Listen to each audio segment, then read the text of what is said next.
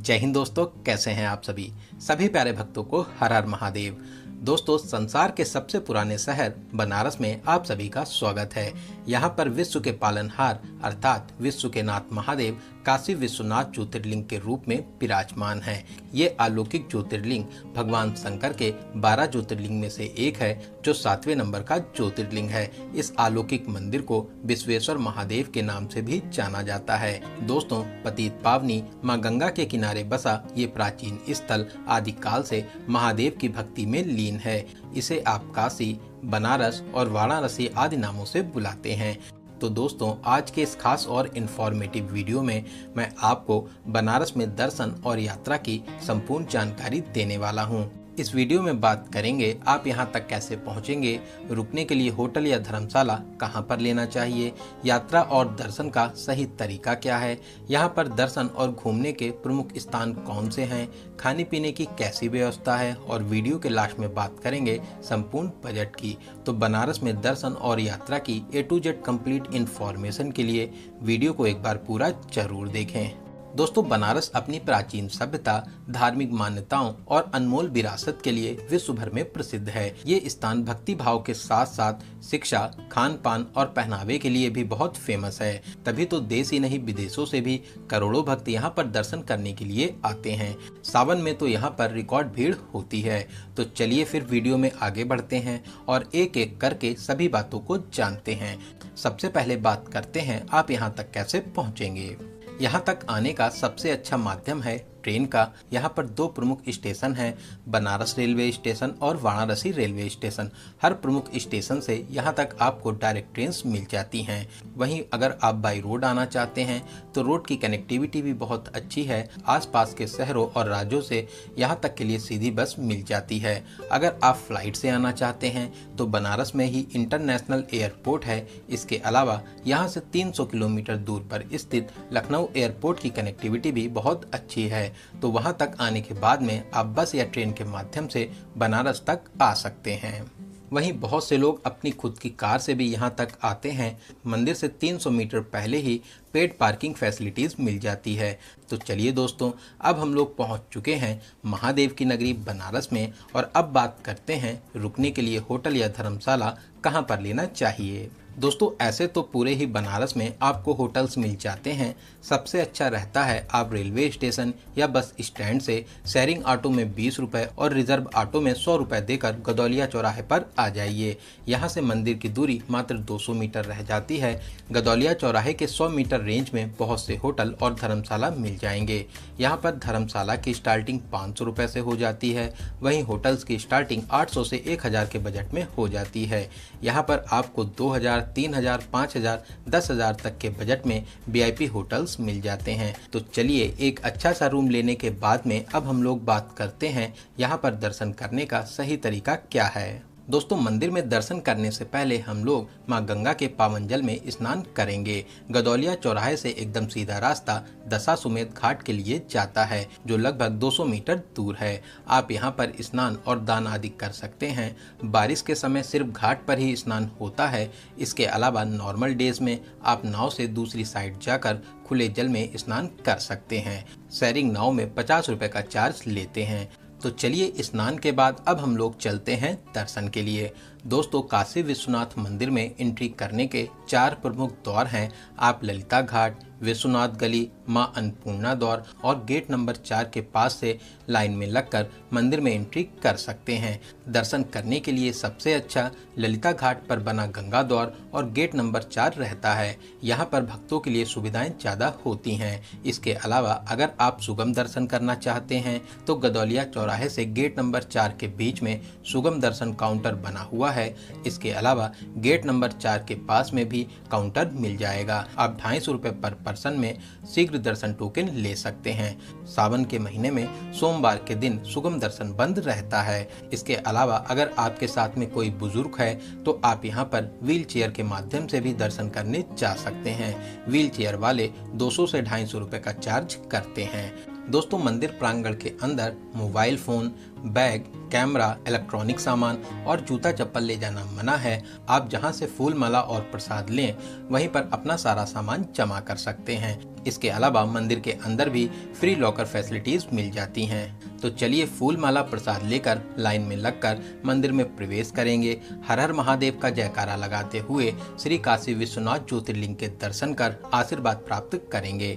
दोस्तों, आप बहुत ही किस्मत वाले हैं जो महादेव के इस पावन दरबार में दर्शन करने आए हैं। महादेव आपकी सभी मनोकामनाओं को जरूर पूरा करेंगे। इसके अलावा मंदिर परिसर में और भी देवी देवताओं के मंदिर हैं, आप वहां पर भी दर्शन जरूर करें। दोस्तों, इस मंदिर के इतिहास और निर्माण की बात करें तो 11वीं सदी में राजा हरिश्चंद्र जी ने इस मंदिर का जीर्णोद्धार किया था। बाद में मोहम्मद गौरी और फिर मुगल काल में इसे बहुत नुकसान पहुंचाया गया। वर्तमान में जो आप मंदिर देख रहे हैं, इसका निर्माण महारानी अहिल्याबाई होलकर द्वारा 1780 में करवाया गया था। फिर बाद में 1835 में महाराजा रणजीत सिंह ने 1000 किलो सोना इस मंदिर को दान दिया था, जिससे इस मंदिर और शिखर को सोने से मढ़वाया गया। दोस्तों, वर्तमान में कॉरिडोर का निर्माण 2021 में प्रधानमंत्री श्री नरेंद्र मोदी जी द्वारा कराया गया। साथ ही साथ भक्तों के लिए बहुत सी सुविधाएं भी प्रदान की गई। तो चलिए मंदिर में दर्शन करने के बाद में अब हम लोग बाहर आ जाएंगे और अब बात करते हैं यहाँ पर दर्शन के कौन कौन से प्रमुख मंदिर और स्थान हैं। दोस्तों, यहाँ पर कुछ मंदिर 1 से 2 किलोमीटर रेंज में हैं, जिन्हें आप पैदल ही पूरा कर सकते हैं। तो सबसे पहले हम लोग चलेंगे श्री काल भैरव मंदिर, जिसका रास्ता गेट नंबर 4 के सामने से ही जाता है, जो 1 किलोमीटर दूरी पर स्थित है। तो चलिए पतली पतली गलियों को पार करते हुए लाइन में लगकर मंदिर में प्रवेश करेंगे। दोस्तों, काल भैरव जी काशी के कोतवाल हैं जो यहाँ की रक्षा करते हैं, लेकिन यहाँ पर दर्शन करने के बाद ही आपके काशी विश्वनाथ ज्योतिर्लिंग के दर्शन पूरे माने जाते हैं। तो आप यहाँ पर दर्शन करने जरूर आएं। तो चलिए यहाँ पर दर्शन करने के बाद वापसी करते हुए हम लोग ललिता घाट आ जाएंगे। ललिता घाट के पास में ही मणिकर्णिका घाट है। दिन हो या रात यहाँ पर हमेशा चिताएं जलती रहती हैं। मणिकर्णिका घाट के पास में ही रत्नेश्वर महादेव मंदिर है, जो एक तरफ काफी झुका हुआ है। आप इस अलौकिक मंदिर में दर्शन आदि कर सकते हैं। तो यहाँ पर दर्शन करने के बाद में अब हम लोग चलेंगे विशालाक्षी मंदिर में दर्शन करने, जिसका रास्ता ललिता घाट और दशाश्वमेध घाट के पास से जाता है। दोस्तों, ये मंदिर माता रानी के 51 शक्तिपीठों में से एक है, जो माता लक्ष्मी को समर्पित है। यहाँ पर दर्शन करने के विशेष महत्व माने जाते हैं, तो आप यहाँ पर भी दर्शन करने जरूर आएं। इसके बाद में आप अन्नपूर्णा मंदिर में दर्शन कर सकते हैं। साथ ही साथ यहाँ पर अन्नपूर्णा रसोई है, आप यहाँ पर फ्री में भोजन प्रसाद ग्रहण कर सकते हैं। तो चलिए भोजन प्रसाद ग्रहण करने के बाद में अब हम लोग फिर से दशाश्वमेध घाट पर आ जाएंगे। दोस्तों, आप यहाँ पर बोट के माध्यम से घाटों के दर्शन कर सकते हैं। यहाँ पर शेयरिंग बोट में आपसे 100 रुपये पर पर्सन का चार्ज लेते हैं, वहीं प्राइवेट बोट वाले 1000 से 1500 रुपये का चार्ज करते हैं। दोस्तों, ऐसे तो बनारस में 88 घाट हैं, लेकिन बोट के माध्यम से आप यहाँ पर हरिश्चंद्र घाट से लेकर मणिकर्णिका घाट के बीच में सभी घाटों के दर्शन कर सकते हैं। यहाँ के सबसे प्रसिद्ध घाट हैं हरिश्चंद्र घाट, केदार घाट, राजा घाट, मुंशी घाट, दशाश्वमेध घाट, ललिता घाट और मणिकर्णिका घाट। तो आप इन सभी घाटों के बोट के माध्यम से दर्शन कर सकते हैं। दोस्तों, शाम को 7 बजे दशाश्वमेध घाट पर भव्य आरती का आयोजन होता है। आप चाहें तो घाट पर बैठकर आरती में शामिल हो जाइए, या फिर 100 से 200 रुपए देकर नाव में बैठकर सामने से आरती देख सकते हैं। मैक्सिमम लोग शाम को यहाँ पर आरती में शामिल जरूर होते हैं। फिर आप शाम को 8 बजे ललिता घाट पर जाकर लेजर और लाइट शो को देख सकते हैं। इसके अलावा शाम को कॉरिडोर के भव्य नज़ारे आपका दिल जीत लेंगे। तो आप शाम को ललिता घाट पर बने कॉरिडोर में घूमने जरूर आइए। तो चलिए कॉरिडोर में घूमने के बाद में शाम को आप यहाँ की मार्केट से शॉपिंग कर सकते हैं। दोस्तों, दशाश्वमेध घाट से गदौलिया चौराहे तक यहाँ पर बहुत ही प्यारी मार्केट है, जहाँ से आप बहुत ही कम रेट पर कपड़ों की खरीदारी भी कर सकते हैं। साथ ही साथ बनारस में बनारसी साड़ी बहुत प्रसिद्ध है। आप चाहें तो अपने प्रियजनों के लिए यहाँ से साड़ी उपहार में ले जा सकते हैं। फिर उसके बाद में यहाँ पर खाना पीना करेंगे। दोस्तों यहाँ पर खाने पीने की बात करें तो यहाँ पर बहुत ही अच्छे और वीआईपी रेस्टोरेंट बने हुए हैं, साथ ही साथ नॉर्मल ढाबे भी मिल जाते हैं। बनारस अपने खान पान के लिए बहुत ही फेमस है। आप यहाँ की फेमस चाट को भी ट्राई कर सकते हैं। काशी चाट भंडार और दीना चाट भंडार से अलग अलग वैरायटी और स्वादिष्ट चाट को ट्राई कर सकते हैं। तो यहाँ पर आपको खाने पीने की कोई भी प्रॉब्लम नहीं होगी। तो चलिए दोस्तों, अब हम लोग रात में अपने होटल में आराम करेंगे और अगले दिन हम लोग चलेंगे उन प्लेसेस पर जो यहाँ से 5 से 10 किलोमीटर दूर स्थित हैं। दोस्तों इन सभी प्लेसेस पर घूमने के लिए सबसे अच्छा रहता है आप एक ऑटो या ई रिक्शा बुक कर लीजिए। ये लोग 600 से 800 रुपए चार्ज करते हैं। आपको 7 से 8 प्रमुख मंदिरों में दर्शन करा देते हैं। तो चलिए सबसे पहले हम लोग चलेंगे बनारस हिंदू विश्वविद्यालय के कैंपस में स्थापित श्री विश्वनाथ बिरला मंदिर में दर्शन करने। दोस्तों ये बहुत ही विशाल प्रांगण में भव्य मंदिर बना हुआ है, जिसकी वास्तुकला देखते ही बनती है। आप मंदिर में प्रवेश कर महादेव जी के दर्शन आदि कर सकते हैं। साथ ही साथ मंदिर प्रांगण में कुछ देर जरूर बैठें, आपको यहाँ पर बैठकर बहुत ही अच्छा लगेगा। तो चलिए यहाँ पर दर्शन करने के बाद में अब हम लोग चलेंगे श्री संकट मोचन हनुमान मंदिर, जो यहाँ से 2 किलोमीटर दूर स्थित है। दोस्तों ये बनारस का बहुत ही प्रसिद्ध मंदिर है। यहाँ पर मैक्सिमम लोग दर्शन करने जरूर आते हैं। मंदिर के अंदर मोबाइल फोन, कैमरा और इलेक्ट्रॉनिक सामान ले जाना मना है। आप यहाँ पर बने लॉकर्स में सारा सामान जमा करने के बाद में मंदिर में प्रवेश कर हनुमान जी के दर्शन कर सकते हैं। साथ ही साथ मंदिर परिसर में श्री राम मंदिर भी है। आप माता सीता सहित श्री राम जी के दर्शन कर आशीर्वाद प्राप्त कर सकते हैं। तो चलिए यहाँ पर दर्शन करने के बाद में अब हम लोग चलेंगे श्री त्रिदेव मंदिर। दोस्तों ये प्यारा सा मंदिर बहुत ही खूबसूरत बना हुआ है, जहाँ पर आप माता रानी, खाटू श्याम और बालाजी के दर्शन कर पाएंगे। रात में इस मंदिर के नज़ारे और ही भव्य लगते हैं। आप यहाँ पर कुछ देर बैठकर भक्ति भाव के माहौल को महसूस कर सकते हैं।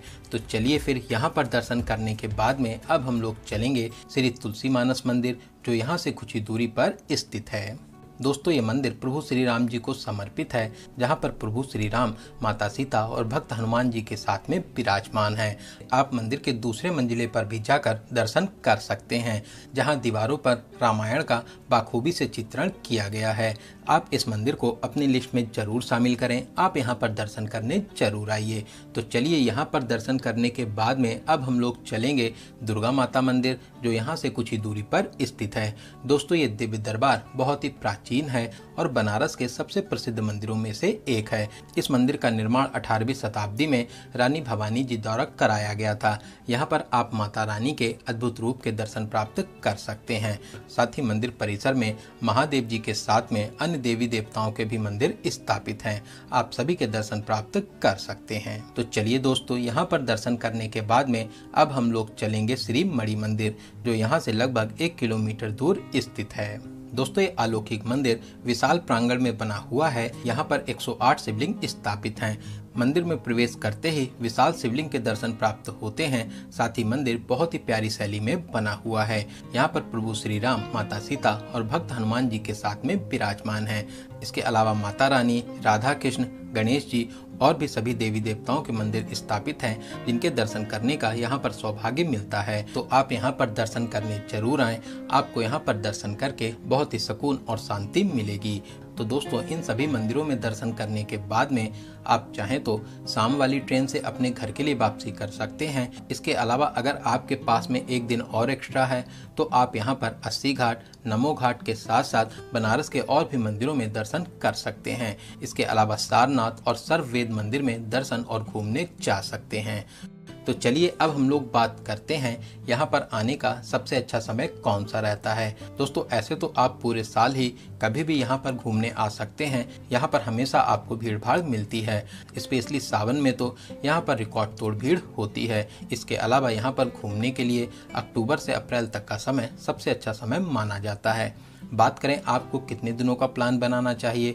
दोस्तों अगर आप सुबह आ जाते हैं और कुछ प्रमुख मंदिरों में दर्शन करना चाहते हैं तो एक दिन में ही दर्शन करके आप घर के लिए वापसी कर सकते हैं। वही मैं आपको एडवाइस करूंगा, आप यहाँ पर कम से कम 2 डेज और 1 नाइट का प्लान जरूर बनाएं। इसके अलावा 3 डेज और 2 नाइट का प्लान भी बना सकते हैं। इतने टाइम में बहुत ही अच्छे तरीके से सभी प्लेसेस को कवर कर लेंगे।